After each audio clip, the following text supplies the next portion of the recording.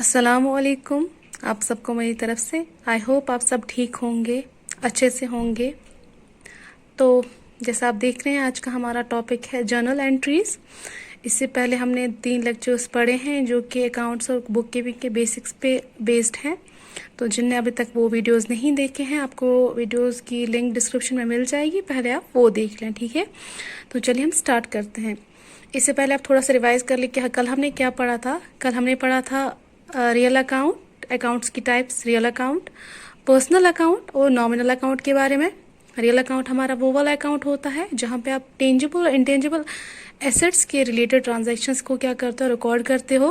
फिर हमने पढ़ा था पर्सनल अकाउंट, जहाँ पे आप पर्सनल ट्रांजैक्शंस या किसी पर्सन के नाम पे आप जो ट्रांजैक्शंस करते हो वो वाली ट्रांजैक्शंस रिकॉर्ड करते हो। पर्सनल अकाउंट की हमने 3 टाइप्स पढ़ी थी। एक तो नेचुरल अकाउंट, दूसरा हमने पढ़ा था आर्टिफिशियल अकाउंट और तीसरा हमने पढ़ा था रिप्रेजेंटेटिव अकाउंट। और फिर हमने पढ़ा था नॉमिनल अकाउंट। नॉमिनल अकाउंट वो वाला अकाउंट होता है जहाँ पे हम एक्सपेंसेस, लॉसेस, गेन्स और प्रॉफिट्स के बारे में या इनकम्स के बारे में जो ट्रांजैक्शंस करते हैं हम नॉमिनल अकाउंट में नोट डाउन करके रखते हैं, ठीक है, रिकॉर्ड होती हैं उसमें। फिर हमने पढ़ा था करंट एसेट्स क्या होते हैं। करंट एसेट्स वो वाले एसेट्स होते हैं जिनको आप एक ईयर में कैश में कन्वर्ट कर सकते हो। फिर हमने पढ़ा था फिक्स्ड एसेट्स। फिक्स्ड एसेट्स वो वाले एसेट्स हैं जिनको आप एक साल में कैश में कन्वर्ट नहीं कर सकते हो, ठीक है। तो आज हमारा पहले तो आप देखते हैं लाइबिलिटीज़ की मैंने टाइप्स लिखी हैं जो कि मैं कल भूल गई थी आपको बोलना। तो पहला आता है short term liabilities. Current liabilities की 2 टाइप्स हैं, एक तो शॉर्ट टर्म लाइबिलिटीज़ है, दूसरा लॉन्ग टर्म लाइबिलिटीज़ हैं। जो शॉर्ट टर्म लाइबिलिटीज़ हैं ये वो वाली लाइबिलिटीज़ होती हैं जिनको कि आपको विद इन 1 ईयर आपको पे करना होता है, ठीक है। Mean short term liabilities are those liabilities which are to be paid within 1 year. Means वो वाली लाइबिलिटी जिनको आपको 1 साल में पे करना होता है। फॉर एग्जाम्पल, आपने किसी से लोन लिया है या आपने बैंक से लोन लिया है, तो आपको वो वाला लोन जो आपने सिर्फ 1 ईयर के लिए लिया है या कुछ कम टाइम के लिए लिया है जिनको आपको पे करना होता है विद इन 1 ईयर, उसको आप क्या कहते हो, या तो करंट लाइबिलिटीज कहते हो या तो शॉर्ट टर्म लाइबिलिटीज कहते हो, क्योंकि आप कुछ कम वक्त के लिए वो लोन लेते हो, ठीक है।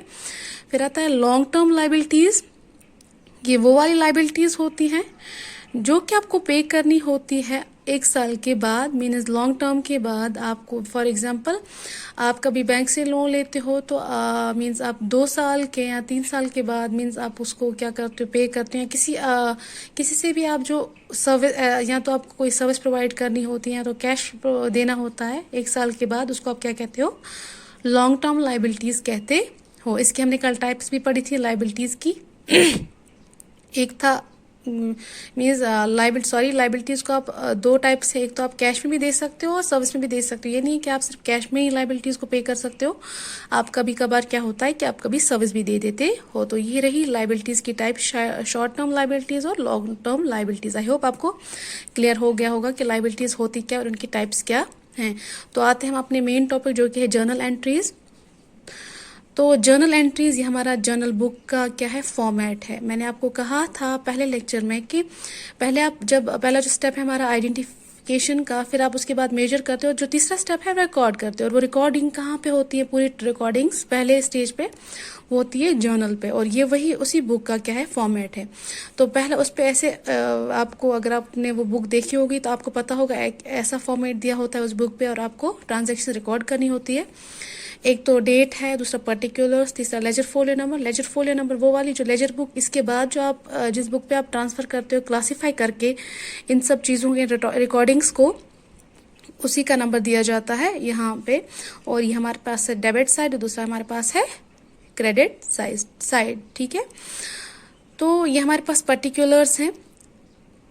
इसको मैं आगे आपको अकाउंट्स में हम कैसे ये यूज़ करते हैं, इसको आप कैसे रिकॉर्ड करते हो ट्रांजैक्शंस, ये हम आगे पढ़ेंगे। जैसे कि ये है जो ट्रांजैक्शन रिकॉर्ड करने का गोल्डन रूल है, वो कहता है debit what comes in and credit what goes on. Debit करो जो आ रहा है और क्रेडिट करो जो जा रहा है। जैसे आपके देख रहे हो, हमने फॉर एग्जाम्पल फर्नीचर लिया, तो हमारे पास आया क्या, फर्नीचर, जो कि एक एसेट है, ठीक है। तो हमारे पास जो आया उसको आप क्या, गोल्डन रूल क्या कहता है कि आपको उसको क्या करना है, डेबिट करना है। जो आपके पास आ रहा है उसको क्या करो आप, डेबिट करो। और जो आपसे जा रहा है वो आप क्या करो, क्रेडिट। फॉर एग्जांपल आपने खरीदा फर्नीचर, फर्नीचर कहाँ पे हुआ, डेबिट। और आपने किससे आपने कैश दे के फर्नीचर खरीदा, तो आपसे गया क्या, कैश, तो वो आपकी किस साइड में आएगा, क्रेडिट साइड में। सेम ये कभी नहीं है कि आपको डेबिट और क्रेडिट साइड दोनों कभी नेगेटिव या पॉजिटिव हो सकती है, कभी डेबिट साइड पॉजिटिव हो सकती है और कभी क्रेडिट साइड पॉजिटिव हो सकती है, ठीक है। तो यहाँ पे हमने क्या किया, हमने अपने फर्नीचर को बेचा और हमारे पास कैश आया, ठीक है। जो हमारे पास आया वो क्या था, कैश, तो वो कहाँ पे गया, डेबिट साइड में। और हमसे गया क्या, वो था फर्नीचर, और वो कहाँ पे गया, क्रेडिट साइड में, ठीक है। तो हमारे पास गोल्डन रूल है, वो कहता है डेबिट व्हाट कम्स इन, जो आ रहा है उसको आप डेबिट करो, और क्रेडिट व्हाट गोज ऑन, जो आपसे जा रहा है उसको क्या करो, आप क्रेडिट करो। तो फिर हम जो हमने पढ़े थे कल अकाउंट्स, उनके कुछ रूल्स हैं ट्रांजेक्शन रिकॉर्ड करने के, तो वो कुछ ऐसे हैं।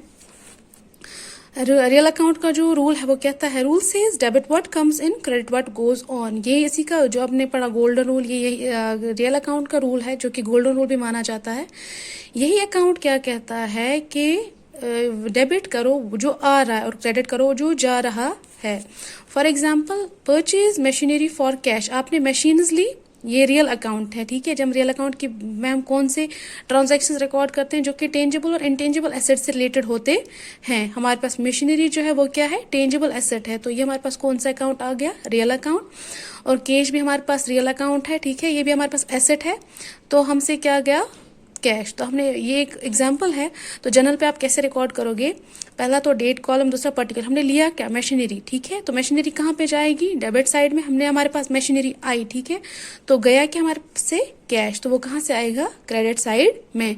यही कहता है रियल अकाउंट का रूल कि डेबिट करो जो आ रहा है, जो हमारे पास आया वो क्या था, मशीनरी, और क्रेडिट करो जो जा रहा है, हमारे से गया क्या, वो था कैश। हमारे पास ऐसे एंट्रीज की जाती है, जर्नल एंट्रीज। तो आई होप आपको समझ आ गया होगा कि जो रियल अकाउंट है, जब भी आप उसकी ट्रांजेक्शन रिकॉर्ड करते हो तो आपको कौन सा रूल फॉलो करना है।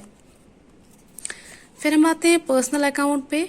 पर्सनल अकाउंट जो है उसका रूल क्या कहता है, debit the receiver, credit the giver. Debit करो जो ले रहा है, क्रेडिट करो जो दे रहा है। क्योंकि ये पर्सनल अकाउंट, हमने पढ़ा था कि पर्सनल अकाउंट जो है वो किसी पर्सन के रिलेटेड होता है, ठीक है, या तो किसी पर्सनल बिजनेस के रिलेटेड होता है, या तो किसी ग्रुप ऑफ जो पर्सन है उसके रिलेटेड होता है। तो जब भी आप पर्सनल अकाउंट की बात करते हो तो वहाँ पे या तो आप किसी का नाम देखोगे, या तो आप किसी का कंपनी का नाम देखोगे, या तो आप किसी ग्रुप ऑफ मेंबर्स का नाम देखोगे, ठीक है।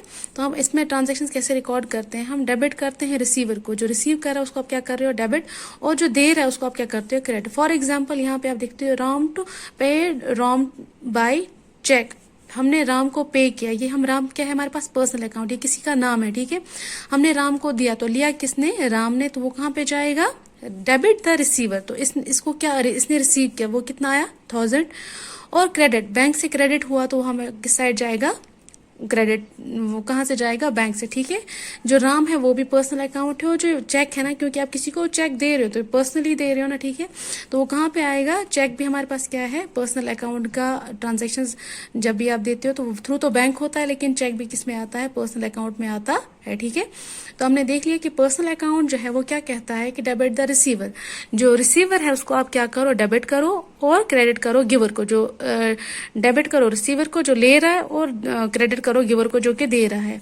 राम ले रहा है तो हमारे पास डेबिट साइड आ गई, और क्रेडिट कौन सा हुआ, बैंक, ठीक है।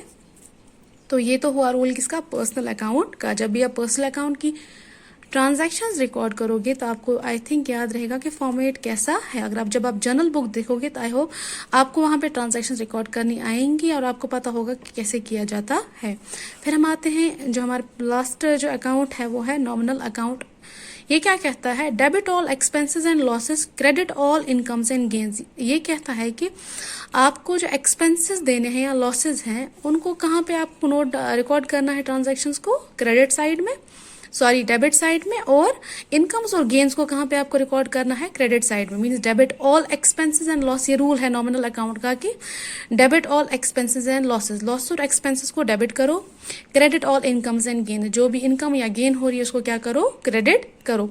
फॉर एग्जाम्पल जैसे मैंने आपको कहा था, अगर आपने कोई इंस्टीट्यूट रेंट पे लिया है, ठीक है, तो आपको उसको पे करना है ना, तो वो आपके पास एक एक्सपेंस है जो आपको पे करना है, तो वो किस अकाउंट में जाएगा? नॉमिनल अकाउंट में, ठीक है। तो ये क्या कहता है, एक्सपेंसेस को आपको क्या करना है, डेबिट करना है, ठीक है। और रिसीव्ड रेंट, या तो अगर आपने कोई अपनी बिल्डिंग या कोई कुछ रेंट पे दिया है तो आपको रेंट रिसीव करना, इनकम है, ठीक है। तो वो कहाँ पे जाएगा?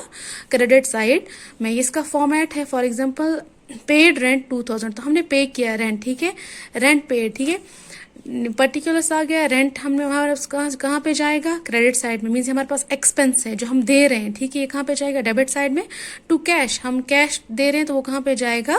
क्रेडिट साइड में। हमारे पास रेंट कहाँ पे जाएगा? क्योंकि हमारे पास एक्सपेंस है, वो कहाँ पे जाएगा? क्रेडिट डेबिट साइड में। और कैश वो कहाँ पे जाएगा? क्रेडिट साइड में।